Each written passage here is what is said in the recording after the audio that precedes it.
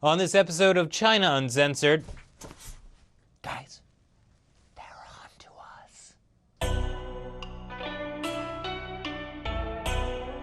Hi, welcome to China Uncensored. I'm your host, Chris Chappell. I want to talk to my American viewers for a minute. Americans, meet me over at camera. Okay, there's one camera. Okay, Americans, this is bad news. Our cover's been blown. All of that hard work our government did was for naught. The Chinese people know the truth about who's really behind the Hong Kong protests. Take a look at this. 我们之前一直在北京有看新闻嘛，就觉得应当是大学生们受到了一些美国呀或者其他政府的一些鼓动来做出这种行为，对。那你们支不支持？不支持，当然不支持了。交通都对啊。They know! They've somehow uncovered the American government's plot to interfere in China's internal affairs by fomenting a student protest movement to obstruct traffic in Hong Kong. And if you think these are just two incredibly smart and politically savvy young women, and that the average mainlander doesn't know about our incredibly hostile and black-handed plan to destroy Hong Kong from within, you'd be wrong. Mainlanders interviewed by several media organizations blamed the protests on either foreign forces or directly named America as responsible for manipulating students. In fact, the New York Times devoted 2 entire articles to the topic. How did they discover that America was behind this malicious attack against the sovereignty and territorial integrity of the People's Republic of China?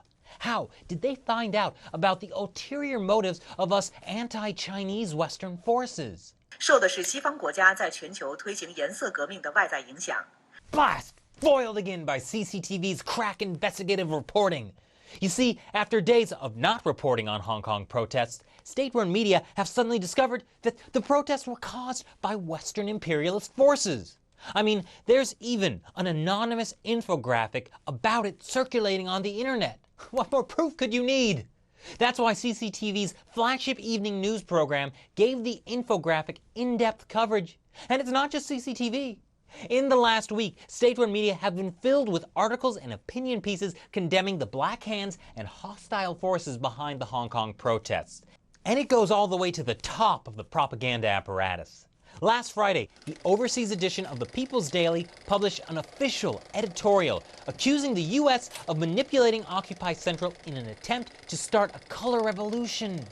Chinese authorities are a bit obsessed with color revolutions such as the Arab Spring in 2011 or the Orange Revolution in Ukraine in 2004, which they frame as destabilizing protests aimed at overthrowing governments. According to People's Daily, American nonprofit organizations are obviously working with the U.S. government to undermine the political situation in Hong Kong. And you know who else is in on it? The Western media. Just by reporting on the protests and referring to them as the Umbrella Revolution, a sure sign of guilt. The editorial ends with this.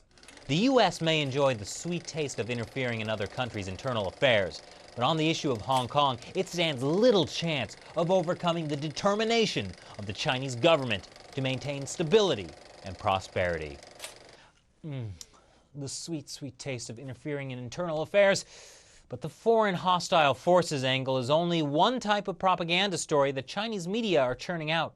According to an analysis by the China Media Project, there are 4 broad categories. The grave economic costs of the protests, the foreign conspiracies behind the protests, how the protests are an assault on the rule of law and causing creeping chaos, and last but not least, no one really cares about the protests anymore, so they're going back to class. So, mainland Chinese are being told that the Hong Kong protests are unlawful, chaotic riots manipulated by foreign forces to bring economic catastrophe to Hong Kong that no one is really participating in anymore anyway. And let's not forget about how the protests are obstructing traffic.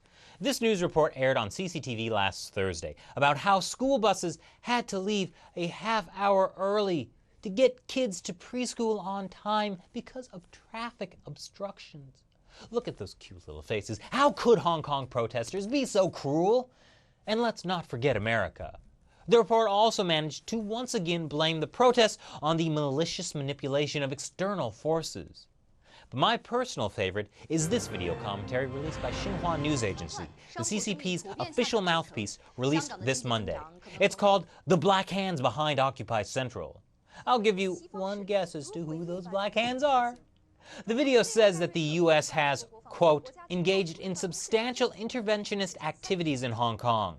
It accuses the U.S. government of training Hong Kong students how to protest.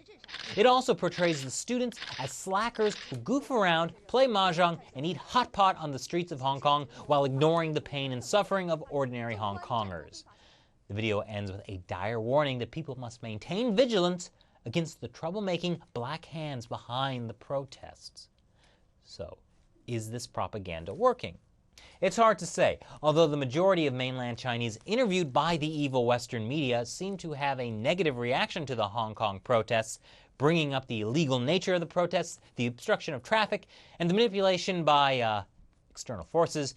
There are people who are supportive or sympathetic towards the Hong Kong protesters. Many of them are afraid to say so under their own names. Dozens of mainland Chinese activists who have publicly supported the protests have been arrested. And China's heavy online censorship means that any supportive comments about the protests are quickly deleted, making it hard to tell how much sympathy there is for Hong Kong.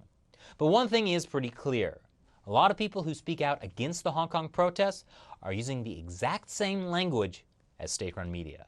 And that shows how successful the Communist Party's propaganda and censorship system still is. And that's why we here at China Uncensored are going to continue uncensoring China. Thanks for watching this episode. I'm Chris Chappell. Don't forget to like, subscribe, and continue interfering in China's internal affairs. I think it's time for some hot pot.